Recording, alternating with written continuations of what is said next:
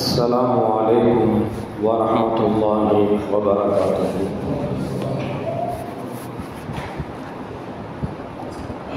الحمد لله والصلاة والسلام على رسول الله وعلى آله حزب الله. أما بعد فقد قال الله تعالى في القرآن العظيم وفي الفرقان المجيد: أعوذ بالله من الشيطان الرجيم. بسم الله الرحمن الرحيم. والله جعل لكم من بيوتكم سكنا. صدق الله العلي العظيم. قال نبينا محمد رسول الله صلى الله عليه وسلم: اتقوا الحرام في البنيان فإنه أساس الخراب، أو كما قال عليه الصلاة والسلام. رضينا بالله ربا وبالإسلام دينا وبمحمد صلى الله عليه وسلم نبيا ورسولا. يا سيدي يا رسول الله خذ بيدي قلت حيلتي أدركني يا شفيع المذنبين. اللهم صل وسلم على رسولك سيدنا ونبينا مولانا محمد وعلى آل سيدنا محمد وبارك وسلم عليه.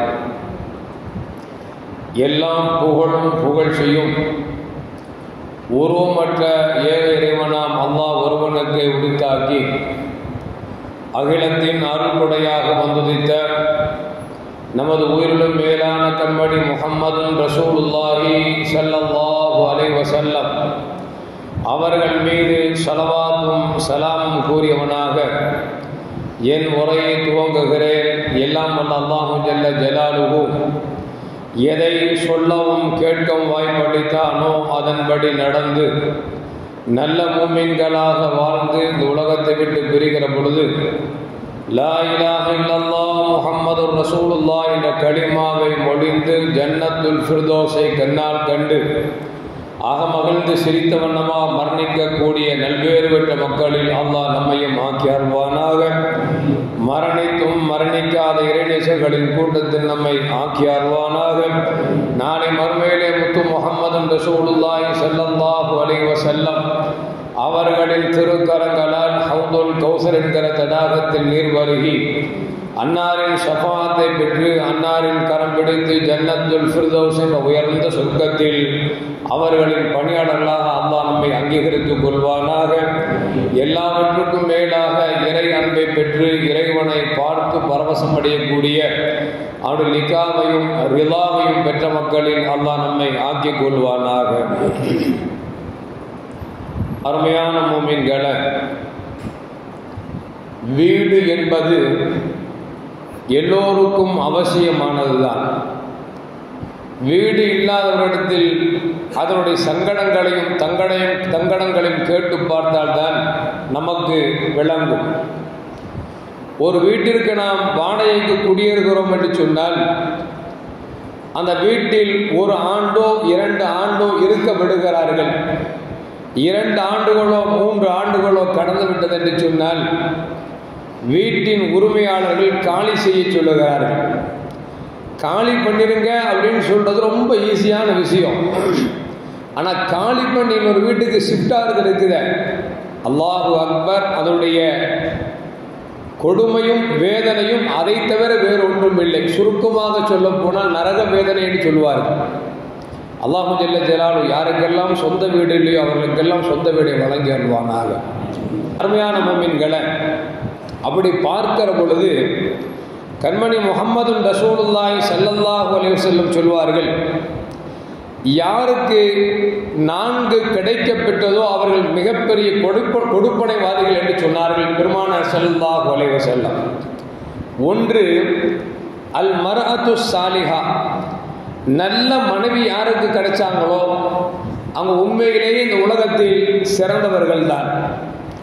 வல் மஸ்கனத்துல் வாசிஆ, தங்குவதற்கு போதுமான ஒரு வீடு கிடைச்சிருச்சு அப்படின்னா அவரும் பெரும் பேர் பெற்றவர். வல் ஜாரு சாலிஹ், நாம் இருக்கிறதுக்கு பக்கத்தில் இருக்கிற அண்டை வீட்டுக்காரன் நல்ல மனுஷனாக கிடைச்சிட்டா அவங்கள மாதிரி கொடுத்து வச்சவங்க வேறு யாரும் இருக்க முடியாது.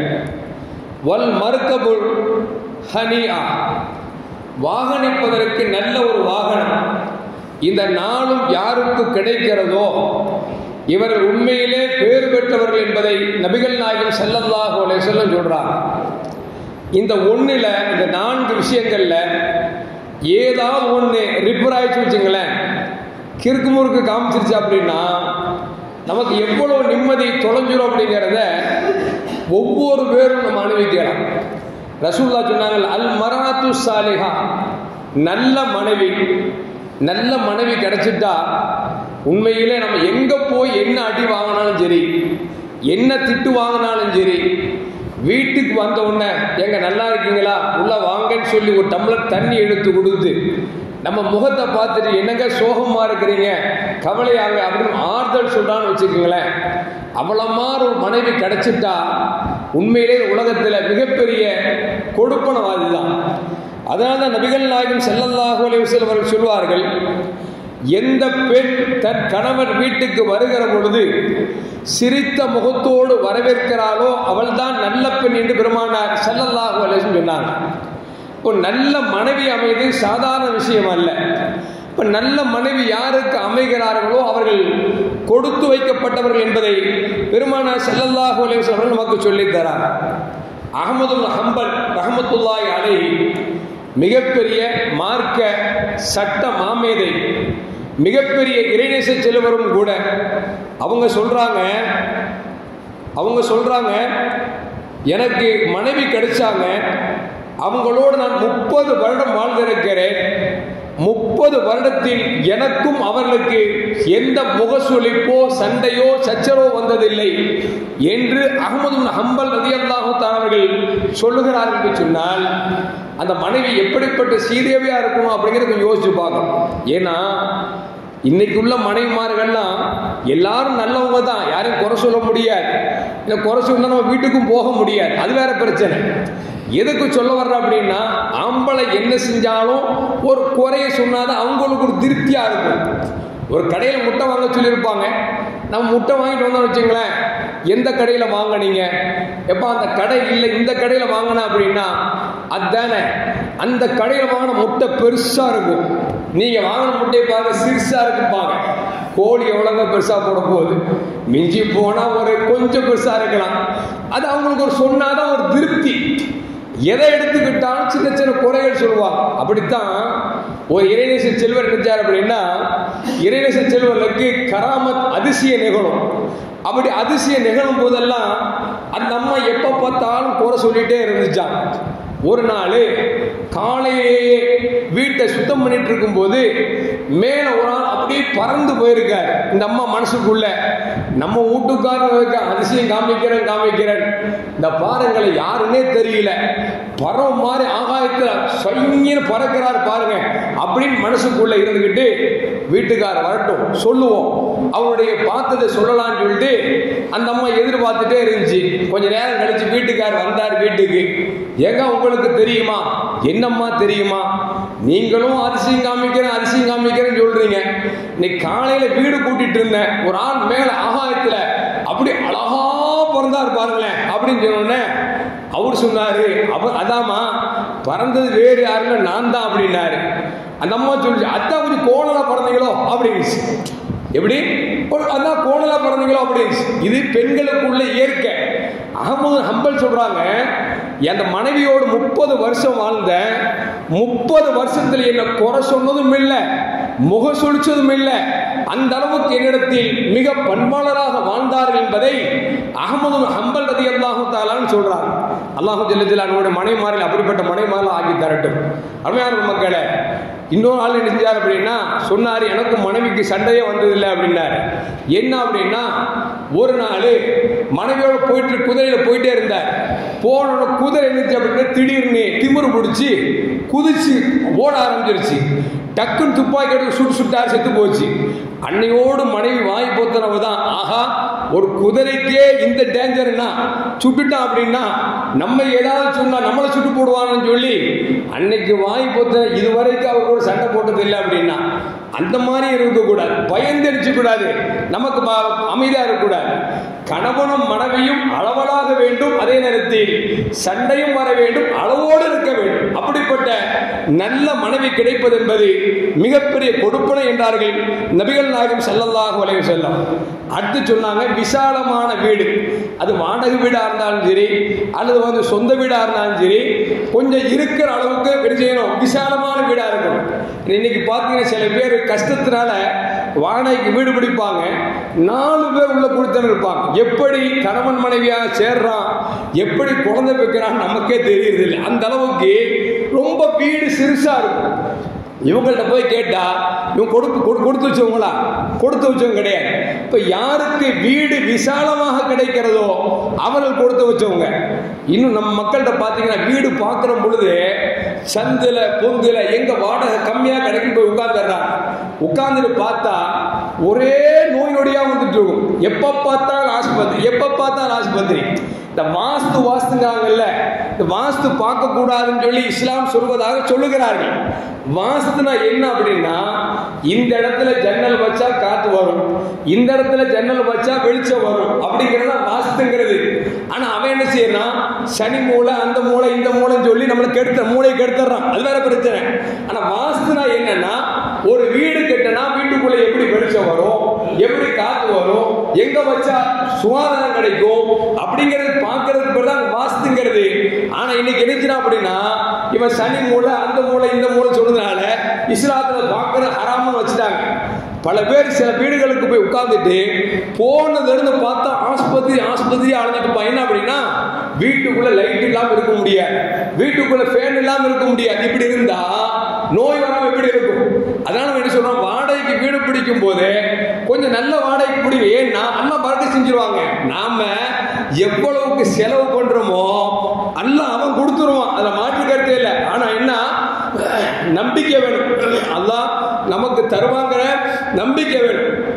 ஆனா பல பேர் வாடகை சுருக்கிக்கிட்டு ஆஸ்பத்திரிக்கு மாசம் பல்லாயிரக்கணக்கான காசு கொடுப்பாங்க. ஆஸ்பத்திரியில வேதனை நொம்பலம் பட்டு காசை கொடுக்கறதுக்கு கொஞ்சம் வாடகை கொஞ்சம் பெருசா பார்த்து நல்ல வீட்டுக்கு போயிட்டா பெருசுலாம் போயிடும். இப்ப ரசூலுல்லாஹ் சொல்றாங்க, யாருக்கு வீடு விசாலமாக கிடைக்கிறதோ அவர் கொடுத்து வைக்கப்பட்டவர் அப்படிங்கிறது ரசூலுல்லாஹி ஸல்லல்லாஹு அலைஹி சொல்றாங்க. சில பேர் பாத்தீங்கன்னா வீடு பெரிய மாளிகையா இருக்கும், ஆனா பாத்தீங்கன்னா எப்ப பார்த்தா நிம்மதி இல்லாம இருப்பார்.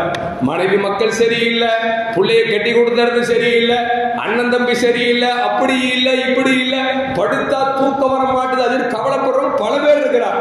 அல்லாஹ் ஜல்ல ஜலாலுஹு அப்படிலாம் நம்மளை யாரும் வைக்கல, அப்படித்தானே நம்ம நிம்மதியா வச்சிருக்கான். என்ன காரணம் அப்படின்னா, ரசூலுல்லாஹ் அலைஹி சொல்றாங்க, ரசூலுல்லாஹி ஸல்லல்லாஹு சொல்றாங்க, ஏன் வீடு பெருசா நிம்மதி இல்லை அப்படின்னா, இத்தகுல் ஹராம ஃபில் புன்யான், வீடு கட்டும் பொழுது ஹராமான காசை வச்சு கட்டுறதை நீங்க அல்லாஹ்வை பயந்துக்குங்க. இன்னைக்கு மக்கள் எப்படி ஆயிட்டோம் அப்படின்னா, நமக்கு வீடு மாளிகை வேணும், பங்களா வேணும், மச்சான் பெருசா கட்டிட்டார், நாம மாமனார் பெருசா கட்டணும், மருமகா பெருசா கட்டிட்டாரு, நாம பெருசா கட்டணும் அப்படின்னு சொல்லி உழைக்கிற காசை விட, ஹலாலான காசை விட ஹராமா இருந்தாலும் பரவாயில்லை, போலீஸ் பிடிச்சாலும் பரவாயில்லை, போலீஸ் நொங்கெடுத்தாலும் பரவாயில்லை, நாம காசு நிறைய சேர்க்கணும் அப்படின்னு நினைச்சு வீடை பெருசா கட்டுவார். ஆனா பார்த்தா வீடு கட்டினதுல இருந்து மனைவி இவர்கிட்ட பேச மாட்டா, அவர்கிட்ட பேச மாட்டா, பிள்ளைங்க பேசி கட்டுக்கூடாது. என்ன காரணம் அப்படின்னா,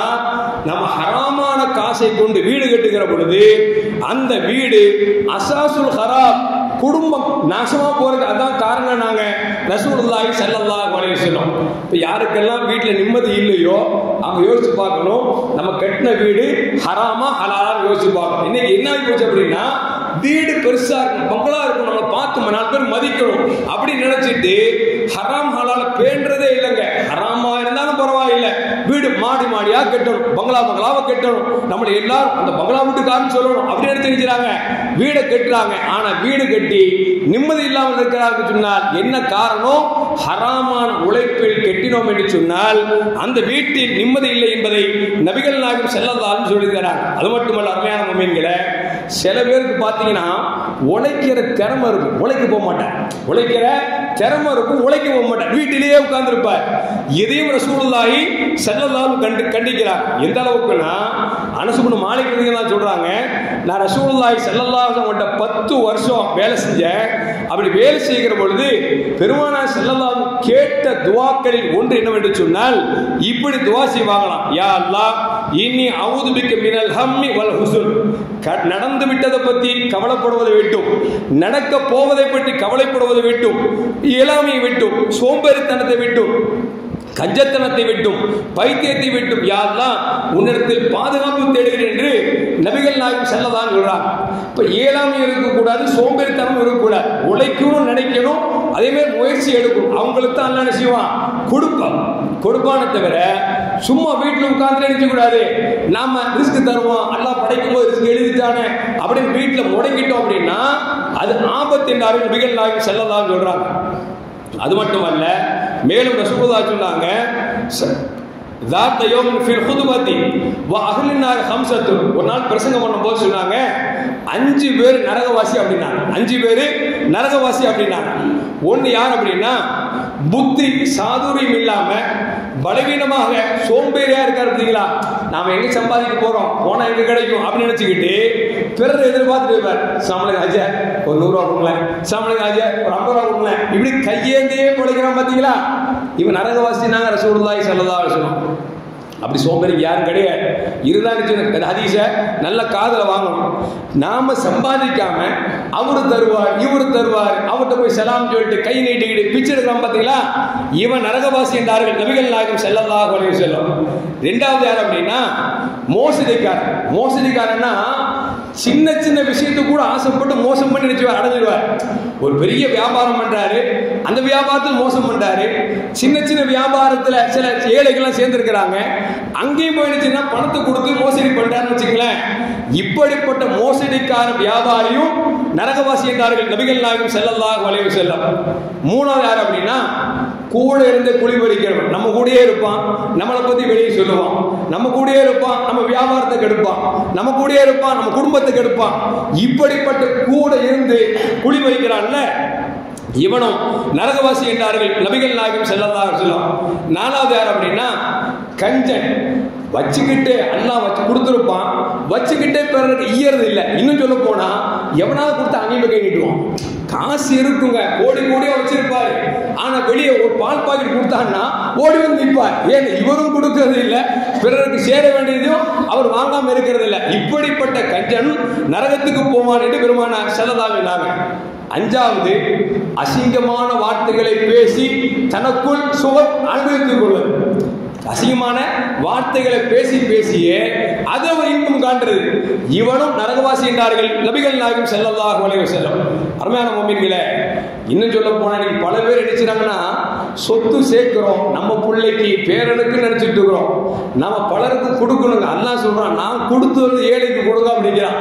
நமக்கு எடுக்கிறது இல்லைன்னா கொடுக்க மனசே வர்றது இல்லை. அப்துல் ரஹ்மான் அவுஃப் ரலியல்லாஹு அன்ஹு உங்களுக்கு பத்தி நல்லா தெரியும். மக்காவில் மிகப்பெரிய செல்வ சீமானாக இருந்தாங்க. மதீனாவுக்கு வரும்போது எல்லாத்தையும் விட்டுட்டு ஒண்ணுமே இல்லாத ஒரு ஓட்டாண்டியா வந்தாங்க மதீனாவுக்கு. வந்தவன ரசூலுல்லாஹி ஸல்லல்லாஹு அலைஹி வஸல்லம் மதீனாவுல சஅத் இப்னு ரபீ அப்படிங்கிற ஒரு சஹாபியை கூப்பிட்டு 2 பேரும் கையை பிடிச்சி இன்னையிலிருந்து உங்களுக்கு சகோதரர் அப்படின்னு சொல்லி ரசூலுல்லாஹ் சகோதரத்துவத்தை ஏற்படுத்தினாங்க. இந்த சஅத் இப்னு ரபீ ஒண்ணுமே இல்லாம அப்துல் ரஹ்மான் அவுஃபை வீட்டுக்கு கூட்டு போய் சொல்றாங்க, என் வீடு இருக்குது, இதுல பாதி உங்களுக்கு கொடுத்துட்றேன், எனக்கு 2 மனைவி இருக்கிறாங்க, ஒரு மனைவி உங்களுக்கு கொடுத்துட்றேன் அப்படின்னு உடனே அப்துல் ரஹ்மான் அவுஃப் சொல்றாங்க, பாரக்கல்லாஹ் ஃபி அஹ்லிக வ மாலிக, சொன்னதே போதும், அல்லாஹ் உங்க குடும்பத்திலையும் உங்க பொருளாதாரத்தில் வரத செய்யட்டும், எனக்கு வேண்டாம், கடைவீதியை மட்டும் கொஞ்சம் காமிச்சு கொடுங்க, எந்த கடைவீதிக்கு போனா ஜாமா கொஞ்சம் கம்மியா கிடைக்கும் அப்படின்னு சொல்லி கடைவீதியை காமிச்சு கொடுங்க அப்படின்னு அவர் சாது ரபி நினைச்சார கையை பிடிச்சிட்டு கூட்டு போய் இதான் கடைவீதின்னு காமிக்கிறாங்க. நெய் வாங்கி வித்தாங்க, ஒரே நாள் 30 திரகம் லாபம், 30 திரகம் லாபம். கொஞ்ச நாள் போகுது, பெரிய கோடீஸ்வரர் ஆயிட்டாரு. அவருக்கும் பெண்ணை திருமணம் முடிச்சாங்க. ரசூல்லாட்ட வர்றாங்க. வந்த உடனே ரசூல்லா கேட்குறாங்க, அப்துர் ரஹ்மான் அவுஃப் அவர்களே, உங்களுக்கு திருமணம் முடிச்சிருச்சா அப்படின்னாங்க. ஆமாம் அரசு, திருமணம் முடிச்சுட்டேன் அப்படின்னாங்க. ஸல்லல்லாஹு அலைஹி வஸல்லம் பாரக்கல்லாஹ், அல்லாஹ் உனக்கு பரக்கத் செய்யட்டும், ஒரு ஆடருக்கு வலிமா கொடுத்துடலாமே அப்படின்னு உடனே ரசூல்லா நீங்க சொன்ன செய்ய மாட்டேன்னா வலிமா கொடுத்துட்டாங்க. என்ன ஆச்சு அப்படின்னா, காலங்கள் போச்சு, கடுமையான செல்வம் கொட்டி கொடுத்தார்கள். மார்க்கத்திற்காக அள்ளி கொடுத்தது மட்டுமல்ல, மௌத்தா போகிற நேரத்தில் தான் இருக்கிற சொத்தை பதில் சஹாபாக்கள், பதிலில் யாரெல்லாம் போரில் கலந்து கொண்டாங்களோ மரணித்தவர்களை தவிர மீது யாரெல்லாம் இப்போ இருக்கிறாங்களோ அவங்க யாரு? அப்துர் ரஹ்மான் அவுஃப் ரலியல்லாஹு அன்ஹு ஹிஜ்ரி 32 மௌத்தா போனான்னு நினைக்கிறேன். ஹிஜ்ரி 32 வரைக்கும் யாரெல்லாம் இருந்தாங்களோ அவங்களுக்கெல்லாம் எங்க சொத்துல ஒரு மிகப்பெரிய பொருளாதாரத்தை எழுதி வைக்கிறேன்னு சொல்லி எழுதி வச்சாங்க. தான் சொந்த சொத்து, தனக்கு 18 மனைவி, கிட்டத்தட்ட 28 ஆண் பிள்ளைங்க, 10 பெண் பிள்ளைங்க, இவ்வளவு குழந்தைங்க வச்சிருந்தாங்க. அவங்க எல்லாத்துக்கும் போக அவங்க என்ன செய்றாங்க, பதில் சஹாபாக்கள் யாரெல்லாம் இருந்தாங்களோ அவங்கள தான் சொத்தை எழுதி வச்சாங்க. அப்போ எத்தனை பேர் இருந்தாங்கன்னா, கிட்டத்தட்ட அவங்க மரணிக்கும் போது 100 பதின்கள் இருந்தார்களா. 100 பேருக்கு எழுதி வச்சுட்டு ஸல்லல்லாஹு அலைஹி வஸல்லம் மூத்தா போயிட்டாங்கல்ல, அவங்க மனைவிமார்களுக்கும் கடுமையான ஒரு நற்பமான பொருளாதாரத்தை எழுதி வச்சாங்களாம். எந்த அளவுக்கு வரலாற்றில் வருது அப்படின்னா, உம்மு சலமா ரலியல்லாஹு தஆலா அவங்களும், ஆயிஷா ரலியல்லாஹு தஆலா அவங்களும் இந்த அப்துர் ரஹ்மான் அவுஃப் அவங்களுக்கு துஆ செய்வாங்களாம். அல்லாஹ் மஸ்கி அப்துர் ரஹ்மான் அவுஃப் மின் சல்சபில் ஜன்னா, யா அல்லாஹ் சுவனத்தில் உயர்ந்த ஓடையாக இருக்கக்கூடிய சல்சபில்ல அவர்களுக்கு நீரை புகட்டுவாயாக என்று சொல்லி ரசூலுல்லாஹ்வுடைய மனைவிமார்கள் துஆ செய்தார்கள். என்றால் நாம சேகரிச்ச பொருள் நம்ம குடும்பத்துக்கு மட்டும் இல்லைங்க, நம்ம குடும்பத்துக்கு கொடுக்க வேண்டியது, சேர்க்க வேண்டியதுதான். ஆனா அதே நேரத்தில் யார் நல்லவர்களாக இருக்கிறார்களோ, ஏழை மாளிகளாக இருக்கிறார்களோ அவர்களுக்கும் கொடுப்பதுதான் தான தர்மம் என்பதை அப்துர் ரஹ்மான் அவுஃப் ரலியல்லாஹு தஆலாவுடைய வாழ்க்கை வரலாறு நமக்கு சொல்லி காட்டுகிறது. அது மட்டுமல்ல, அருமையான முஃமின்களே, நல்ல வாகனம், ஒரு வாகனம் வாங்குறோம், அப்பப்ப கீழே விழுந்து வாடுறோம்னு வச்சுங்களேன், நாம நினைக்க கூடாது இந்த வண்டியை வச்சு ஓட்டும் அப்படின்னு சொல்லி. விழுந்து மாறணும் தெரிஞ்சு போச்சு, வண்டி நமக்கு ஒத்து வரல, கொடுத்துட்டு வேற வண்டி வாங்கிக்க வேண்டியதான். அப்படித்தானே? சில வண்டி பார்ப்போம், நல்ல வண்டின்னு சொல்லி வாங்குவோம், எப்போ பார்த்தாலும் ரிப்பேர் வருது, அது எப்போ பார்த்தாலும் கீழே விடுறோம், அது எப்போ பார்த்தாலும் எவ்வளோ ஏத்துறோம்னு வச்சுங்களேன், இந்த வண்டி சரியில்லைன்னு அர்த்தம். வண்டியை மாத்திரணுங்கிறாங்க ரசூலுல்லாஹி ஸல்லல்லாஹு அலைஹி வஸல்லம். அந்த காலத்துல வண்டி தான் இருக்காது, அப்போ குதிரை ஒட்டகம் இருந்துச்சு அந்த மாதிரி. இப்போ வாகனம் சரியில்லை என்றாலும் அவர் அந்த வாகனத்தை வைக்கக்கூடாது என்பதை ரசூலுல்லாஹி ஸல்லல்லாஹு அலைஹி வஸல்லம் சொல்லித்தரார். அது மட்டும் இல்ல, அருமையான முஃமின்களே, இன்னைக்கு வீடு இருப்பவங்களா இருந்தாலும் சரி, நல்ல மனைவி இருந்தாலும் சரி, அல்லது நல்ல வாகனம் இருந்தாலும் சரி, இன்னைக்கு நினைச்சு நன்றி செலுத்தக்கூடியவர்கள் இருக்கிறாங்களா அப்படின்னா மிக மிக கம்மியானவர்கள் தான் இருக்கிறாங்க. ரசூலுல்லாஹ்வுடைய பழக்கம் என்ன அப்படின்னா, இரவு ஆயிடுச்சுன்னா நபிகள் நாயகம் ஸல்லல்லாஹு அலைஹி வஸல்லம் அவர்கள் தூங்குவதற்கு முன்பாக இப்படி துஆ ஓதுவாங்களாம்.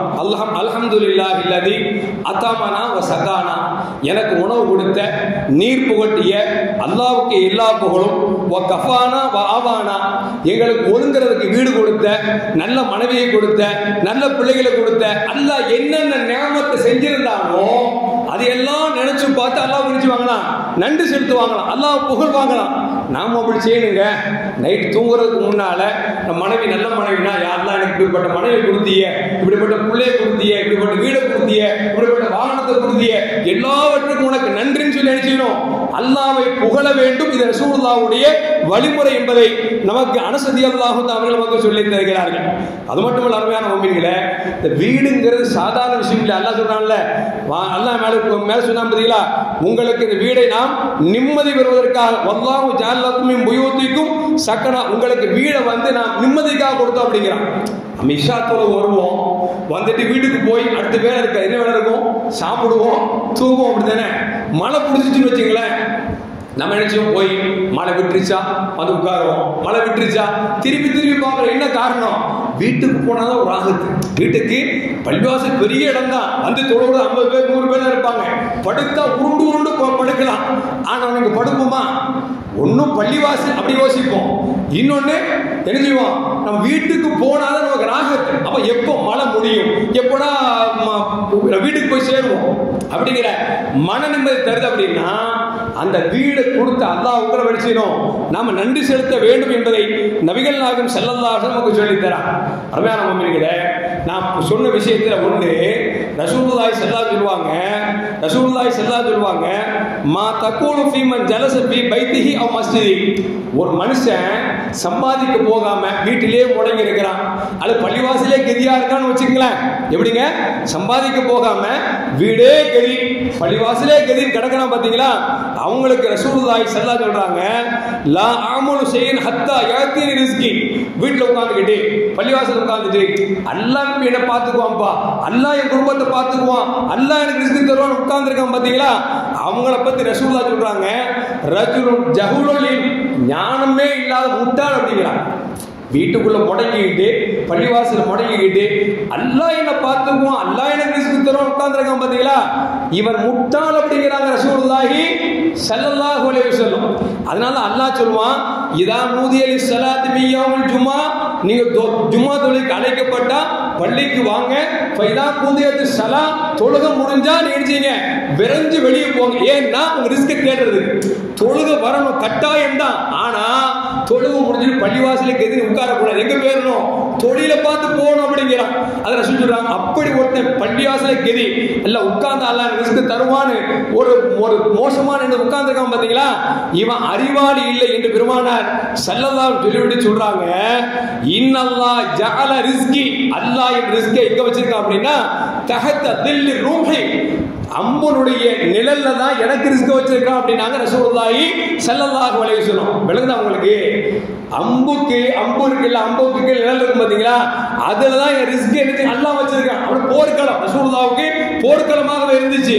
அப்படி ஒரு முடியாத ஒரு விஷயத்தை கூட தேடித்தான் எடுக்க வேண்டும் என்று நபிகள் நாயகம் ஸல்லல்லாஹு அலைஹி வஸல்லம் சொல்லுகிறார்கள் என்று சொன்னால் நாம பள்ளிவாசலே கதி வீடே கதி என்று இருப்பது என்பதும் அது அறிவாளித்தனம் அல்ல, அது அறிவற்றத்தனம் என்பதை நபிகள் நாயகம் ஸல்லல்லாஹு அலைஹி வஸல்லம் நமக்கு சொல்லி தருகிறார்கள். அது மட்டுமல்ல அருமையான முஃமின்களே, இன்னைக்கு இந்தியாவுல 140 கோடி மக்கள் இருக்கிறாங்க. அதுல பாத்தீங்கன்னா 30 கோடி மக்களுக்கு தங்கறதுக்கு இடமே இல்லாம அலறப்பட்டு இருக்காங்க. இன்னும் சொல்ல போனா நம்ம அந்த பாம்பேல சீதா கேம்ப் ஒரு இடம் இருக்கு. அங்கெல்லாம் பாத்தீங்கன்னா அல்லாஹ் அக்பர் கட்டையில தான் வீடு, அதுக்கு மேல கட்டையில தான். அந்த வீட்டுக்குள்ள எப்படி இருப்பாங்கன்னு தெரியல, அவ்வளவு நெருக்கடியான ஒரு இடம். இன்னும் சொல்ல போனா பாம்பேல இன்னொரு இடமும் இருக்குது, அங்கெல்லாம் மக்கள் எப்படி வசிக்கிறாங்கன்னு தெரியல. அந்த அளவுக்கு பல பேருக்கும் கிட்டத்தட்ட 140 கோடி மக்கள்ல 30 கோடி மக்களுக்கு தங்குவதற்கு இடம் இல்லாமல் திண்டாடி கொண்டிருக்கிறார்கள் அப்படிங்கிறது இன்னைக்கு ஒரு சர்வே நமக்கு சொல்லி காட்டுகிறது. அருமையான அப்படி பார்க்கிற பொழுது வீடு நிம்மதியை தரக்கூடிய இடம் என்று அல்லாஹ் நமக்கு சொல்லி தரான். அல்லாஹ் சொர்க்கத்தை பற்றி சொல்கிறோம்னு சொல்லுவான் லஹும் தாருஸ்ஸலாம் இந்த ரப்பிஹிம், அல்லாஹ் அவர்களுக்கு அல்லாஹ்விடத்தில் தாருஸ்ஸலாம் நிம்மதி தரக்கூடிய வீடு இருக்கு அப்படிங்கிறான். சொர்க்கத்தை பற்றி சொல்கிற பொழுது நிம்மதி தரக்கூடிய வீடுங்க. அப்போ நிம்மதி யாருக்கு வீடு தருகிறதோ அவருக்கு அது சொர்க்கம் அப்படிங்கிறதையும் சொல்லாமல் நமக்கு சொல்லி தருகிறான் அப்படிங்கிறதும் நாம் விளங்கிக் கொள்ள வேண்டும். அது மட்டுமல்ல அருமையான முஃமின்களே, இந்த வீடுகள் இன்னைக்கு எப்படி ஆகி போச்சுன்னா முன்னாலாம் இந்த காலையில ஃபஜ்ருக்கு முன்னாலே எந்திரிச்சு பெண்கள்லாம் தெருக்களை கூட்டுற பழக்கம் நம்ம பார்த்துருப்போம். இன்னைக்கு எந்த பொம்பளையாவது காலையில ஃபஜ்ருக்கு முன்னால எந்திக்கிறத பார்த்துருக்கிறோமா? அப்புறம் எங்க எந்திரிச்சு கூட்டுறதை பார்க்க போறோம்? பார்க்க முடியாது, அப்படிதானே? ஆனா அப்படி காலையில ஃபஜ்ருக்கு முன்னால் எழுந்து கூட்டினாங்க பாத்தீங்களா? அப்ப இருந்த பரக்கத்து இப்ப இல்லையே, அப்ப இருந்த குடும்ப ஒற்றுமை இன்னைக்கு இல்லையே, அப்ப இருந்த நிம்மதி இன்னைக்கு இல்லையே, எல்லாம் போச்சு. என்ன அப்படின்னா வீடு முற்றங்கள் சுத்தம் இல்லை. வீடு முத்தங்களே சுத்தம் இல்லைன்னா வீட்டுக்குள்ள எப்படி இருக்கும்? எந்த அளவுக்கு ஆயிட்டு போச்சுன்னா யாராவது மச்சான் மாமா திடீர்னு வந்துட்டாரு போன் பண்ணிட்டாருன்னா அப்பதான் பொம்பளைங்க வீடை கடப்பட நினைச்சுவாங்க, சுத்தம் பண்ணி வைப்பாங்க. அது வரைக்கும் நாரி கிடக்கும். யாராவது வந்துட்டா மட்டும்தான் அவங்க ஏதாவது பேசிடக்கூடாது, அவங்க ஏதாவது சொல்லிடக்கூடாது, முகத்தை சுழிச்சிடக்கூடாது அப்படின்னு நினைச்சிடும். வீடை சுத்தம் பண்றமே தவிர வீடு சுத்தமா வச்சிருக்கமா இல்ல. அல்லாஹ் ஜல்ல ஜலாலுஹு இப்ராஹிம் அலைஹிஸ்ஸலாம் அவர்களுக்கும் இஸ்மாயில் அலைஹிஸ்ஸலாம் அவர்களுக்கு சொன்ன முதல் வார்த்தை அன்தஹிரா பைத்திய லித்தாயிஃபின் வல் ஆகிஃபின் வர்ருக்கை சுஜூத். அதாவது அல்லாஹ் சொல்றான் தவாப் செய்யக்கூடியவர்களுக்கும் இத்திகாஃப் இருப்பவர்களுக்கும் ருக்கு சுஜூத் செய்பவர்களுக்கும் நீங்கள் பள்ளிவாசலை அல்லாஹ்வுடைய இல்லத்தை சுத்தமா வைங்க அப்படிங்கிறான். அல்லாஹ்வுடைய இல்லத்தை சுத்தமா வைக்கணும் அப்படின்னா நாம இருக்கக்கூடிய இல்லத்தையும் சுத்தமா வைக்கணும் அப்படிங்கிறது தான் அல்லாஹ் ஜல்ல ஜலாலுஹு சொல்லி காட்டுறான். இன்னைக்கு சுத்தங்கள் வீடுகள் குறைந்து விட்டதன் காரணமாக இன்றைக்கு வரக்கத்தும் இல்லாமல் போய்விட்டது அப்படிங்கிறதும் மறந்து விடக்கூடாது. அது மட்டுமல்ல அருமையான முஃமின்களே, குபா பள்ளிவாசல் அதனுடைய சிறப்பை அல்லாஹ் சொல்கிற பொழுது அல்லாஹ் சொல்வான் ல மஸ்ஜிதுன் உஸ்ஸிஸ அல தக்வா. அந்த பள்ளிவாசல் எழுப்பப்படுகிற பொழுது தக்வா மீது எழுப்பப்பட்டிருக்கிறது என்று சொல்லிவிட்டு அந்த ஆயத்தில் அல்லாஹ் சொல்றான் ரிஜாலுன் யுஹிப்பூன அன் யததஹரு வல்லாஹு யுஹிப்புல் முத்ததஹிரீன். அங்க இருக்கக்கூடிய மக்கள் சுத்தத்தை விரும்புகிறார்கள், எனவே சுத்தமானவர்களை அல்லாஹ் விரும்புகிறான் சொல்லி அல்லாஹ் அந்த வசனத்தில் முடிக்கிறான். ஏன் இந்த ஆயத்து இறங்குச்சு அப்படின்னா அது இப்னு அப்பாஸ் ரலியல்லாஹு சொல்றாங்க, நபிகள் நாயகம் ஸல்லல்லாஹு அலைஹி வஸல்லம் அவர்கள் உவைம பின் சாயிதாவிடம் இந்த ஆயத்து இப்படி இறங்கி இருக்குது என்ன காரணம்னு கேட்க சொன்னாங்க. அப்போ உவைம பின் சாயிதா ரலியல்லாஹு தான் அவங்க சொல்றாங்க, இந்த பள்ளிவாசல் இதற்கு முன்னால வரைக்கும் சிறுநீர் கழிக்க வந்தாங்க வச்சுங்களேன், சிறுநீர் கழிச்சு கழுவாம போயிடுவாங்க, டாய்லெட் போனா டாய்லெட் போயிட்டு அப்படியே போயிடுவாங்க. ஆனா இந்த பள்ளிவாசலை பொறுத்த வரைக்கும் சிறுநீர் கழித்து விட்டால் சுத்தம் செய்வார்கள், டாய்லெட் போயிட்டா சுத்தம் பண்ணுவாங்க. அதனால அல்லாஹ் இந்த ஆயத்தை இறக்கணும் அப்படிங்கிறான். எதுக்கு சொல்ல வர அப்படின்னா தன்னை சுத்தப்படுத்தி கொண்டால் அதை அல்லாஹ் விரும்புகிறான் அப்படிங்கிற ரசூலுல்லாஹி ஸல்லல்லாஹு அலைஹி வஸல்லம் சொல்லி தராங்க. ஒரு காலம் இருந்துச்சு தண்ணீரை சுத்தம் பண்ணிட்டு இருந்தோம். இன்னைக்கு அறிவு படித்தவர்கள் அறிவுஜீவிகள் அதிகமாகிடுச்சு. எப்படி போச்சுன்னா பேப்பர்ல தொடச்சு அப்படி தூக்கி போட்டு போயிட்டே இருக்கிறாங்க. ரொம்ப அசிங்கமா இருக்கு, அல்லாஹ் காப்பாற்றணும். அப்போ நம்ம தண்ணீரால் சுத்தம் செய்வதுதான் சால சிறந்தது தவிர சூரியமாக இருக்கிறதுனால கக்கூச தொடச்சு போட்டு போறாங்க. என்ன அப்படின்னா தண்ணி பட்டா ஆபீஸ் சத்தம் போடுறாங்க, அதனால பேப்பர் வச்சிருக்காங்க, பேப்பர் எடுத்து அப்படி ஒரு வழி வலிச்சுட்டு அப்படி தூக்கி போட்டு போடும். எவ்வளோ அசிங்கம், அல்லாஹ் காப்பாத்து. இப்படி இருந்தா ஏன் நோய் வராது? கொஞ்சம் யோசிச்சு பார்க்கணும் அருமையான முஃமின்களே. அப்படி பார்க்கிற பொழுது நம்ம இருக்கக்கூடிய இல்லங்களை சுத்தமாக வைத்துக் கொள்ள வேண்டும் என்பதை நபிகள் நாயகம் ஸல்லல்லாஹு அலைஹி வஸல்லம் சொல்லித் தரார். அது மட்டுமல்ல அல்லாஹ் நபியை கூப்பிடுகிற பொழுது முத்தஸ்ஸிர் சொல்றான், யா அய்யுஹல் முத்தஸ்ஸிர் கும் ஃபஅந்திர் வ ரப்பக ஃபகப்பிர் வ சியாபக ஃபதஹிர். அல்லாஹ் சொல்றான், ரசூலுல்லாஹ் அல்லாஹ் சொல்றான், போர்வை பொத்தியவரே கும் ஃபஅந்திர், எந்திங்க, உங்க குடும்பத்திற்கு எச்சரிங்க, எச்சரித்துட்டு வ ரப்பக ஃபகப்பிர், உங்கள் இறைவனை நீங்கள் தக்பீர் சொல்லுங்கள், தக்பீர் கட்டுங்கள், தொழுவுங்க அப்படிங்கிறான். வ சியாபக ஃபதஹிர், உங்கள் ஆடை சுத்தப்படுத்திக் கொள்ளுங்க அப்படிங்கிறான். இறைவனை வணங்கணும்னா 3 சர்த்து இருக்குங்க. ஒன்னு உடை சுத்தம், உடல் சுத்தம், இடம் சுத்தம். 3 இருந்தா தான் தொழுவ கூடும். ஒரு ஆள் உடை சுத்தமா இருக்கார், உடல் சுத்தமா இருக்கு, தொழுவ இடத்துல நஜீஸ் இருக்குன்னு வச்சுங்களேன், தொழுதா தொழுவ கூடாது. இல்ல இடம் சுத்தமா இருக்குது, ஆளு சுத்தமா இருக்காரு, உடைய சுத்தம் வச்சுங்களேன், அப்பவும் தொழுவ கூடாது. இப்போ தொழுகை இறைவனை வணங்கக்கூடிய வணக்கம் அல்லாஹ்வால் அங்கீகரிக்கப்பட வேண்டும் என்று சொன்னால் உடையும் சுத்தமாக இருக்க வேண்டும், இடமும் சுத்தமாக இருக்க வேண்டும். அதே நேரத்தில் மனுஷனும் சுத்தமாக இருக்கும் அப்படிங்கிற அல்லாஹ் ஜல்ல ஜலாலுஹு ரசூலுல்லாஹ் மூலமாக நமக்கு சொல்லி காட்டுகிறார். அப்படி பார்க்கிற போது அருமையான முஃமின்களே, ரசூலுல்லாஹ் சொல்வாங்க, லா தஜாலு புயூதக்கும் குபூரா, உங்கள் வீடுகளை நீங்கள் கபர்களாக ஆக்கிக் கொள்ளாதீங்க அப்படிங்கிறான். அப்படி அர்த்தம் மோத்தா போன வீட்டு அடக்காதீங்கன்னு அர்த்தமா? அப்படி அர்த்தம் இல்லை. கபூர்ஸ்தான்ல ஏதாவது நடக்குமாங்க? தொழுவு நடக்குமா? நடக்காது. கல்யாணம் நடக்குமா? நடக்க. எந்த நல்ல காரியம் நடக்காது. இல்ல ஒரு ஆளுக்கு தூக்கமே வந்துருச்சு, கபூர்ஸ்தான் போய் ஒதுங்குவாரா? தூங்குவாரா? தூக்கம் தான் வருமா?